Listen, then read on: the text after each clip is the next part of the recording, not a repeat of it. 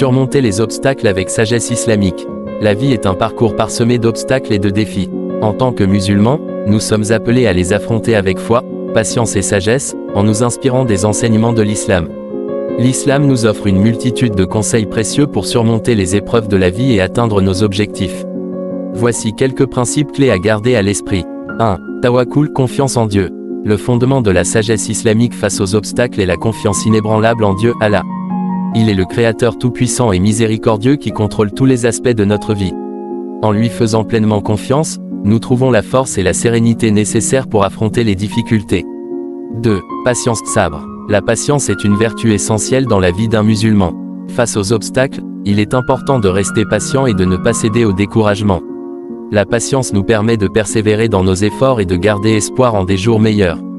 3. Persévérance, istiqaama. La persévérance est étroitement liée à la patience. Il s'agit de maintenir une attitude ferme et déterminée face aux épreuves, en continuant à avancer malgré les difficultés. La persévérance nous permet de transformer les obstacles en opportunités de croissance et de développement personnel. 4. Gratitude, shukr. Même dans les moments difficiles, il est important de cultiver un sentiment de gratitude envers Dieu pour les bénédictions que nous recevons. La gratitude nous permet de garder une perspective positive et de ne pas nous focaliser sur les aspects négatifs de la vie. 5. Recherche de la connaissance, ilm. L'islam encourage l'acquisition de la connaissance dans tous les domaines de la vie. En nous instruisant et en développant nos compétences, nous nous donnons les moyens de mieux comprendre et de surmonter les obstacles qui se dressent sur notre chemin. 6. Demander de l'aide, istiana. Il n'y a aucune honte à demander de l'aide à ceux qui nous entourent, que ce soit nos proches, nos amis ou des personnes compétentes dans le domaine concerné. Demander de l'aide est un signe de force et de sagesse, car cela nous permet de bénéficier de l'expérience et du soutien des autres. 7. Supplication, dua. La supplication est un moyen puissant de communiquer avec Dieu et de lui demander son aide et son soutien face aux difficultés.